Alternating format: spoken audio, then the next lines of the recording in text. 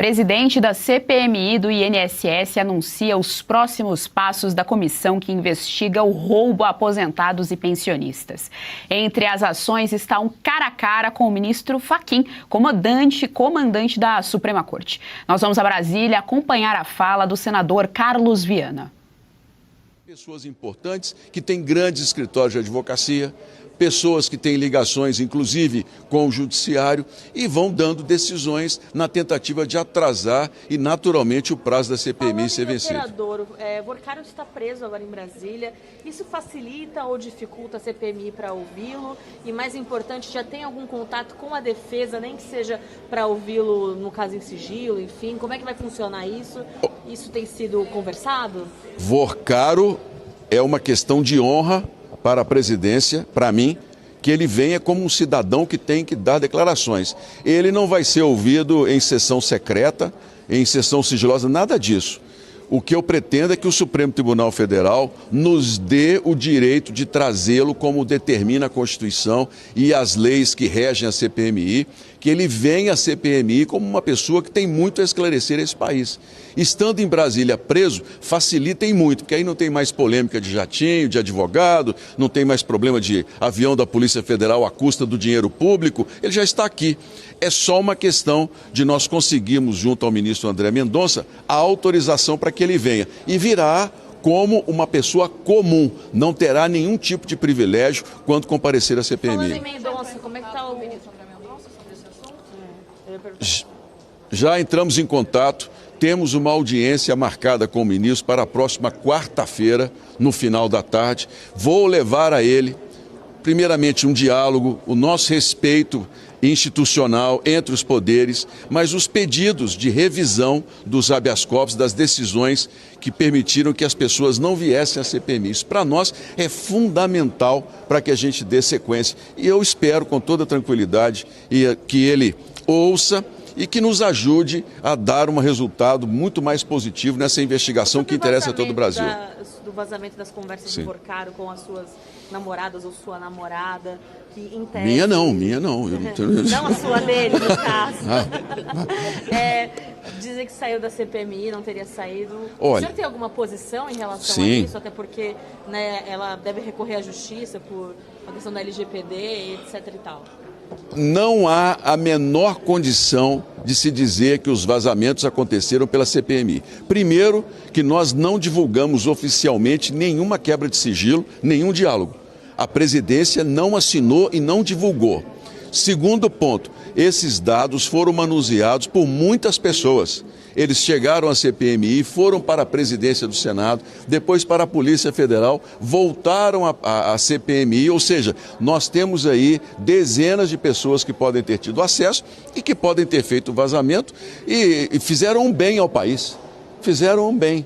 Porque esses vazamentos interessam a toda a população. Agora, eu, como presidente da CPMI, sou muito claro, da minha parte e da parte do próprio relator, nós não temos nenhum tipo de informação que foi publicizada diante do sigilo que nos chegou à responsabilidade. Sobre a aprovação dos requerimentos em bloco, eles estão dizendo, olha, como houve aprovação em bloco, na decisão do ministro Dino, eles estão prejudicados. O que a CPI tem em relação a esses requerimentos em bloco aprovados, tanto com relação aos depoimentos, quanto com relação às quebras de sigilo? O julgamento dessa decisão está marcado para o Pleno do Supremo Tribunal Federal.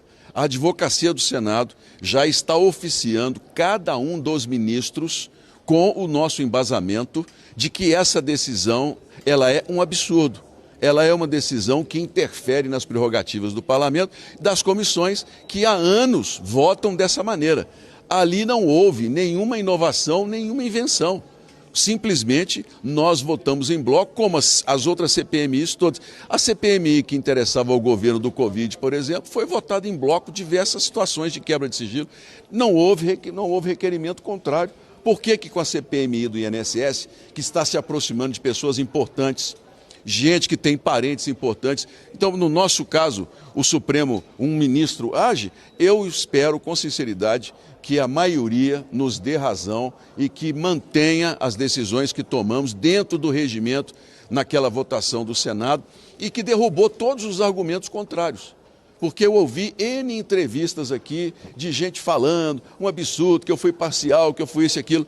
O presidente do Senado desmontou toda essa narrativa. Então agora, com esse mesmo pronunciamento do presidente da Casa, nós vamos levar como principal argumento ao Supremo Tribunal Federal. Seguimos o regimento em todas as letras, em todo momento. Presidente, a sessão de hoje está mantida, vai ter pelo menos votação de requerimentos, e sim vai votar a convocação do Fabiano Zatel? Não. Um resumo sobre o que vai acontecer hoje. Bem, hoje eu vou abrir a sessão e vou dar voz aos parlamentares. Eu fiz um compromisso desde o início de que eu só faço sessões deliberativas às quintas-feiras, ou requerimentos extra-pauta com consentimento dos líderes. Eu vou manter a minha palavra, porque foi assim que nós conseguimos chegar até esse ponto. Na próxima quinta-feira, vamos colocar em votação os requerimentos para todas as pessoas de convocação. Eu não vou colocar mais requerimento de quebra de sigilo até que o ministro Flávio Dino, ou quem quer que seja do Supremo, nos explique o que é o devido debate. O devido debate é um de cada lado, são dois, são todos os parlamentares, porque eu coloco uma votação de quebra de sigilo. Daí a pouco vem uma decisão mudando todo o trabalho, nós precisamos de um esclarecimento. Olha, essa relação nossa hoje gera uma insegurança jurídica muito grande, essas decisões do Supremo, que são decisões que vêm ao contrário de tudo que já tem sido feito nos últimos anos. O país não sabe para que lado vai em vários momentos. E a CPMI hoje se vê numa situação complicada. Qual é a decisão? O que ele escreveu? Vale para todo mundo, não vale para todo mundo? É uma situação muito difícil que eu espero que a gente consiga esclarecer o mais rapidamente possível. Presidente, em relação aos convites aos ministros... Não, já cancelei semana passada, não vou cancelar. Vou dar voz aos parlamentares para que possam falar em nome do parlamento, né, para que todos nós possamos falar e nos manifestar, até que os presidentes do Senado e da Câmara comecem a tomar posicionamento, gente. Não é possível que o Congresso Nacional seja afrontado da maneira como está sendo afrontado por decisões monocráticas de ministro do Supremo. Decisões, na minha opinião, políticas, decisões que não têm embasamento constitucional, que são flagrante desrespeito ao trabalho de comissões parlamentares. Nós temos que reagir. E olha, o parlamento tem que ter a altivez de se posicionar. E isso eu espero que o mais cedo ou mais tarde os presidentes das casas reajam. Então eu vou dar a voz a todos os parlamentares. Na segunda-feira que vem, vamos abrir a CPMI. E vamos lutar até o final. O povo brasileiro está vendo quem quer investigar e dar resposta e quem quer blindar.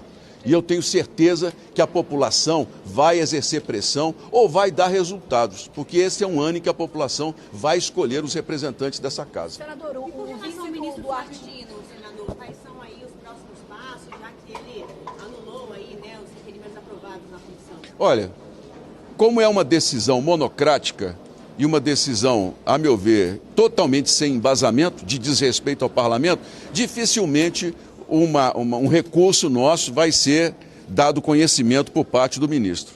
Nós agora temos que partir para o julgamento do pleno e convencemos a maioria dos juízes, eu espero particularmente como cidadão e como presidente dessa CPMI, como senador, que a maioria dos ministros tenham o equilíbrio de entender que nós, como comissão, temos atribuições que precisam ser respeitadas.